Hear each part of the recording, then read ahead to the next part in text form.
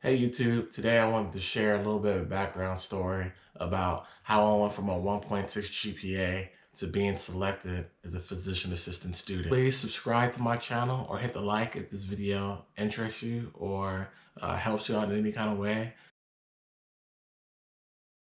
So, this is 11 years now, so I guess I can say back in the day. So back in the day, uh, good old Michael Moses decided that factory work and working retail at Walmart was not conducive to uh, wanting the things and the comfortable lifestyle that I envisioned me having with my family one day. So I made a decision to join the military. So I joined the Army Reserves. So the reserves was cool. I took the ASVAB. I did fairly well. I'm sure every recruiter tells their recruit this, that I qualified for everything that the Army had to offer.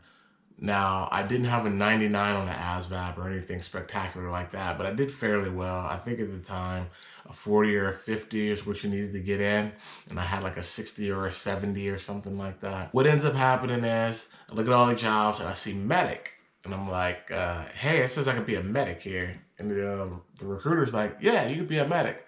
So I pick it, because I'm looking around, I'm like, let this guy with a 1.6 GPA play around in medicine. So I was like, cool, let's do it. I don't know anybody else who's wearing scrubs in my community like that. So I picked medic. But the recruiter had a different plan for me.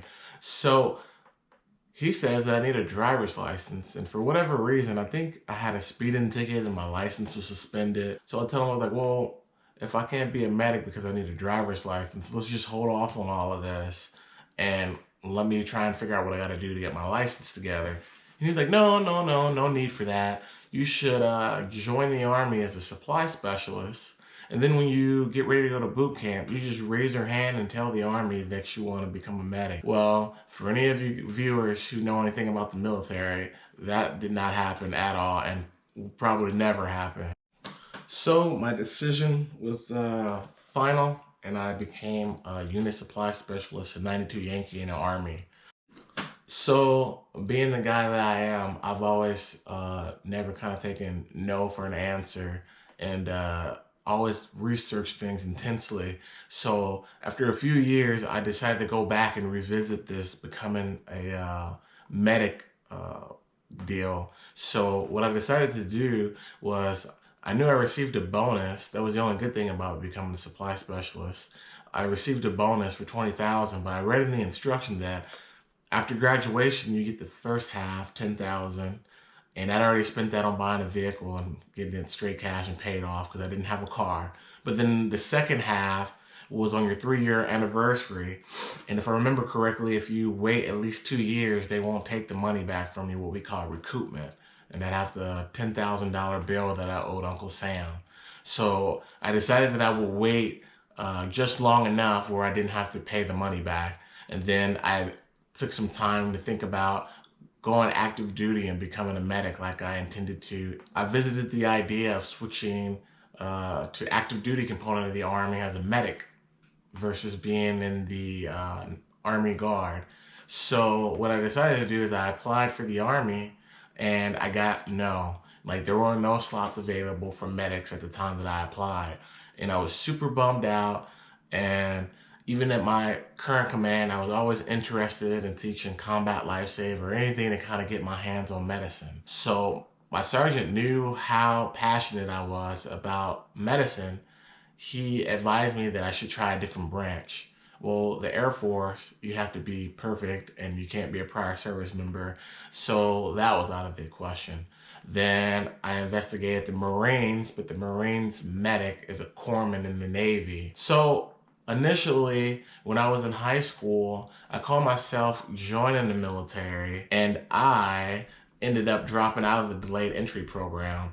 I think this was in 2008, 2007, around high school when I was getting out. Me and my buddy were playing or watching a movie or something, and he gets a phone call, and it's a recruiter. He's like, yeah, man, join the military, blah, blah, blah. I'm such and such with the U.S. Navy.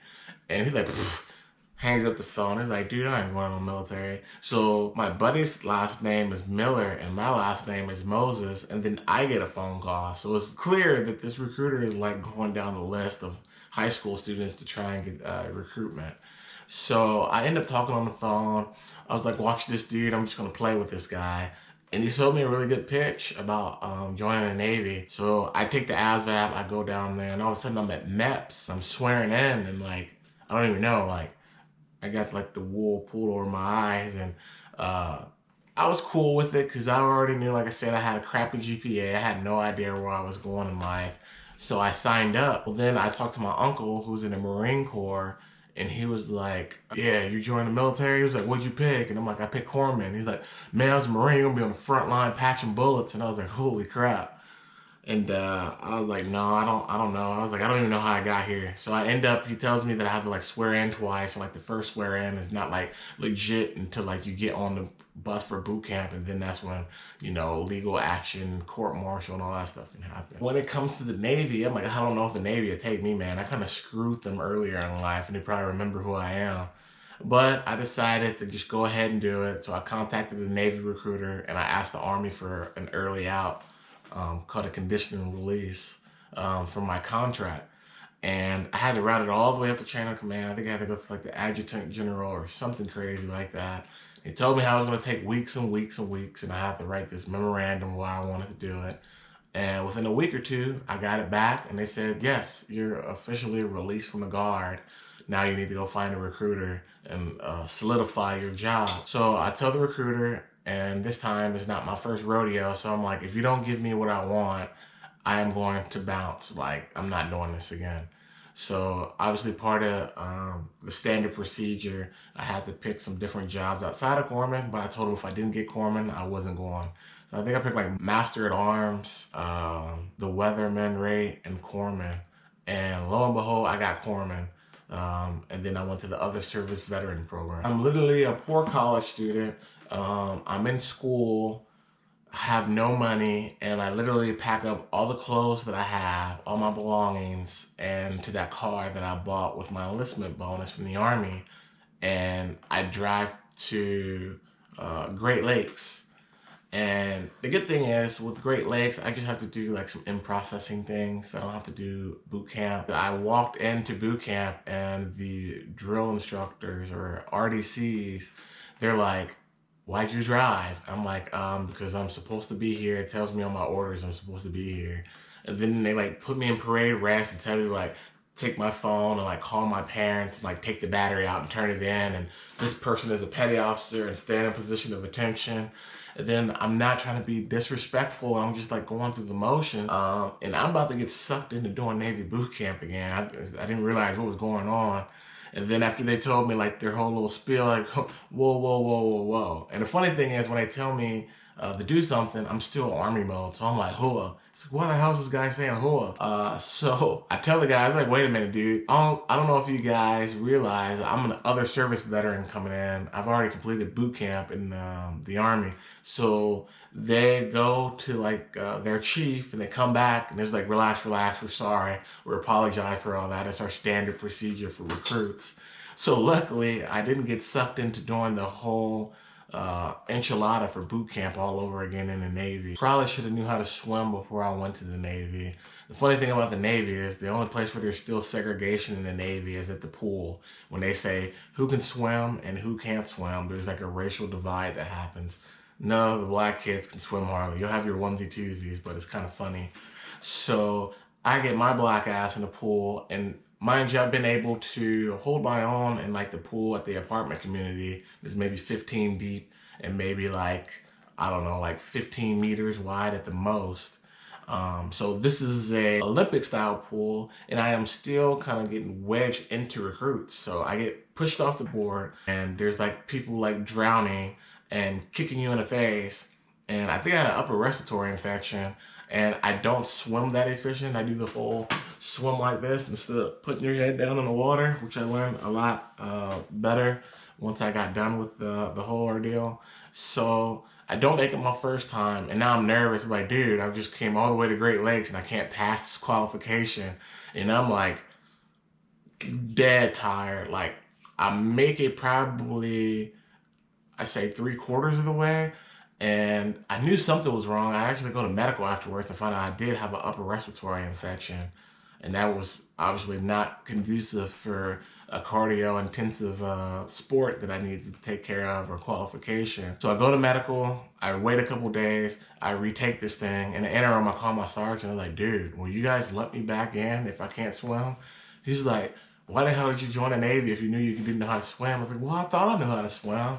Besides, they say aircraft carriers don't sink, so why the hell do I need to know how to swim? So I go to the little, what do you call it, like this remedial swim, and they try and teach me how to float, but I don't float very well. So literally for the floating portion, I think you have to like smack water into like your coveralls and make this little bubble.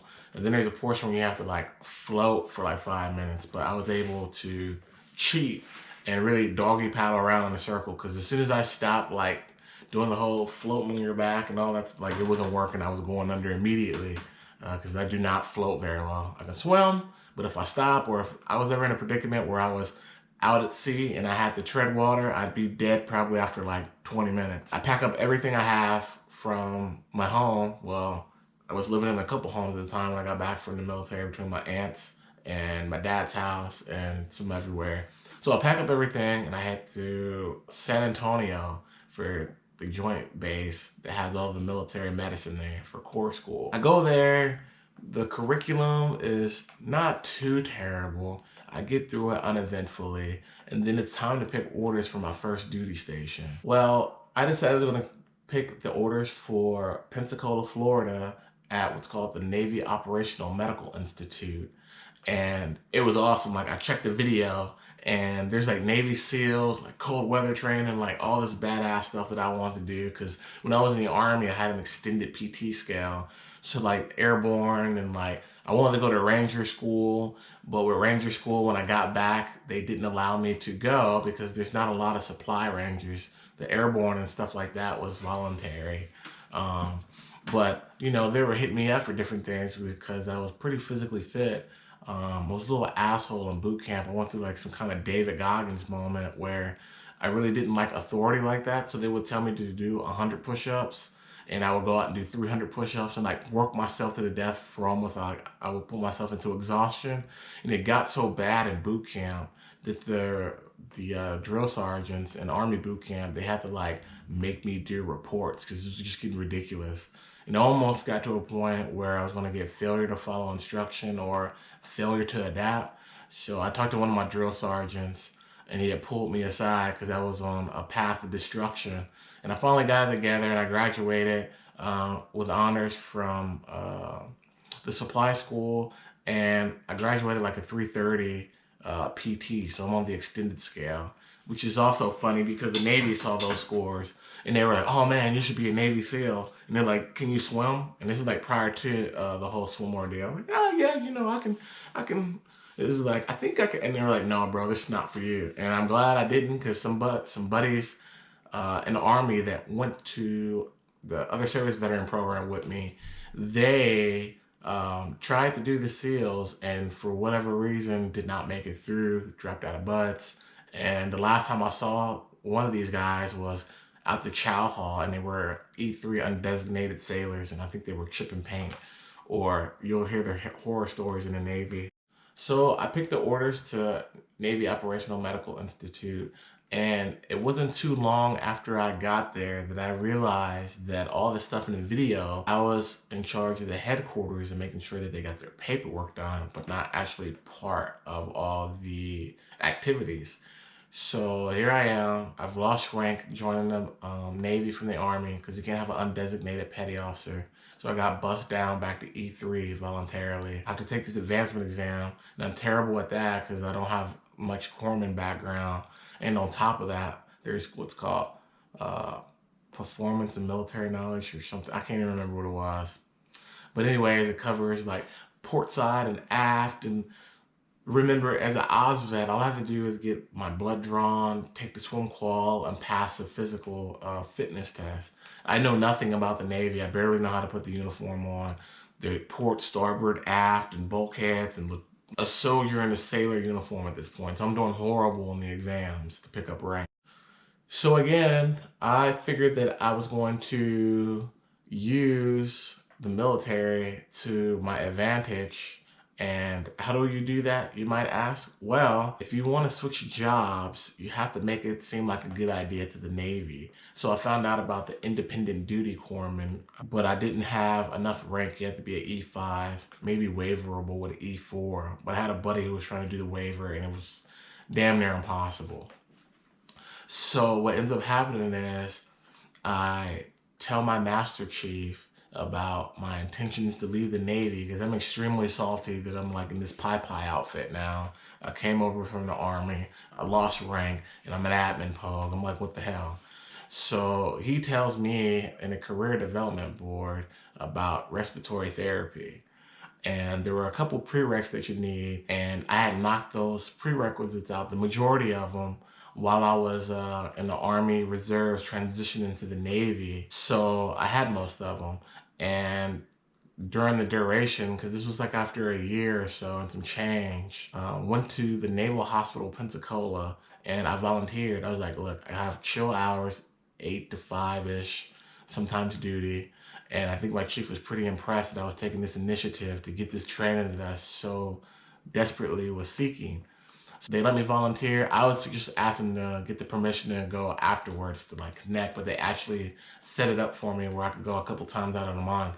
And as long as my work was done at my primary job, I could go on to the Naval Hospital and get some hands-on experience. Also, going to the Naval Hospital, that was super important too because I'd already built a rapport with some of the people there. And one of those people was HN and an HM1. So there are different ranks in the Navy if you're not familiar with the Navy process. And I get my letter of recommendation and I put in my package because respiratory therapy is a critical field. Like the Navy needs these guys. I think the DOD at the time only had like 250 respiratory therapists between like all the branches. And again, I use this as the Navy needs this and I want this because if you try and push, like, I want to do this and I don't care about the Navy, you're going to have a bad day in the military. So I figured this out early in my career and I go to respiratory therapy school, and this is the beginning of finding myself academically. So respiratory therapy school was no joke. This program is typically 2 years, but in the Navy, we condense it down into 8 months. So it's already kind of like physician assistant school. And the fact that this program is like drinking water from a fire hydrant, like they tell me that I'm going to be dealing with in PA school. So my study, I don't even know how to study, like no cards or anything. Like a lot of this stuff is stuff I was a pretty smart kid growing up, even though like I just didn't put in the work and I have a bunch of missed assignments and failed, but like I wasn't dumb. I was able to pick up on most of the stuff that I was learning in school, but my study habits for more in-depth and like more difficult subjects were not honed in at all. So what ends up happening is I end up tapping out on one task. And in this program, if you get below a 70 once, you're on probation, you have to remediate, you have another task, and it's like all the medicine and respiratory therapy you're learning in like 3 or 4 days on top of going back and learning what you need to know for the previous task. So I'm freaking out. And I have like a moment where I'm like, this is too hard. Like maybe this is way over my head. So I'm like, okay, I'm gonna give this the best effort that I possibly can give and try and get through this. And then what ends up happening, I end up failing another test. So I am in the bottom of my class, which I'm no stranger to, because in high school I was in the bottom 11%. And the only reason that I remained in respiratory school is because we had a question on the exam. I missed passing by a point, and the class decided to debate whether the question was like worded weird or something like that. And they throw the question out, and that means I passed the exam now. And on the second test, 9 times out of 10, you're gonna get dropped out of the program. So this is like number one miracle for me that kind of lets me know that medicine is probably the way that I need to go. And I learned a lot about my study habits, and we had 2 or 3 more tests after that. I did okay, but I got through. So after the blood, sweat, and tears that I spent in respiratory school, I go to my first duty station in San Diego, California, and the ultimate goal before was to become an IDC, but I used respiratory therapy as a stepping stone to become a PA, because I found later that IDCs transitioned to the civilian sector poorly. Through that process of looking into IDCs, I found out about physician assistant. So that was like a graduate program. You needed a whole lot of classes, and that's when me and my master chief decided on respiratory to get close to, critical care. Like, never again are they going to send me to do like administrative work. Like, I'm going to manage mechanical ventilators and people on life support. I'm going to see doctors and providers and PAs and nurse practitioners that can write me letters of recommendation. And this is one of the only programs in the Navy that allowed an enlisted person to get a degree. I was able to take my board certification. And then when you go from respiratory therapy to the civilian sector, you're like, hey, I'm a respiratory therapist. Like, cool. So I end up getting a job when I end up separating out of the military, like, immediately.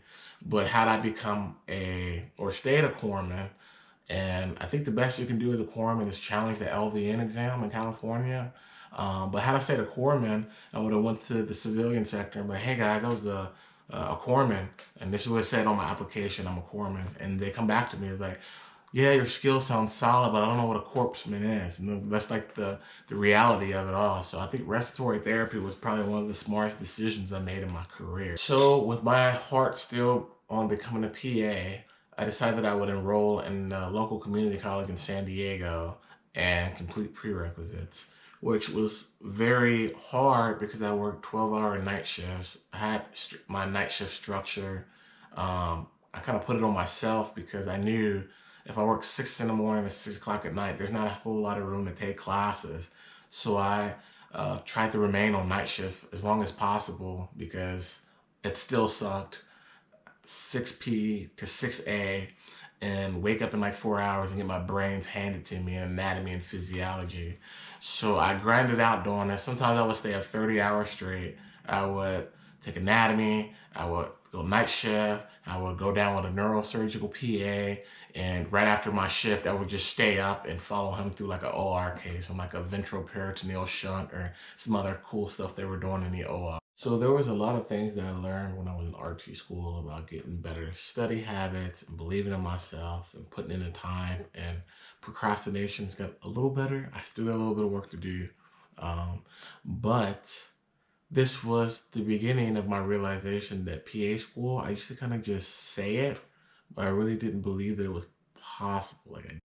So the whole purpose of this video is to show that just how far hard work can go. Obviously, I was not, I have friends tell me all the time, it was like, I would have never thought you would have got to the point or the position where you are today. And the whole undertone of this video is that this did not happen overnight. And there's a meme that's been going around that I like, this an iceberg, and it shows the success at the top, but it doesn't show the huge iceberg at the bottom of the sacrifices and everything that you make. And in order to get to where I am today, it required me to go to school at least half time ever since I joined the Army back in 2008 until just last semester. So about 11 years straight of going to school, from remedials to undergraduate to knocking out physician assistant prereqs. So it's possible. I think the formula is, a lot of people say if I could give advice to someone, what do I think the secret sauce of the formula is? And it's just showing up every day. Like, I never wanted to leave school because I feel like I would get into this rut, and it's hard to go from eating Twinkies and playing Call of Duty every day to going back and studying for hours and hours and hours. So I just made sure I just stayed at the chopping block.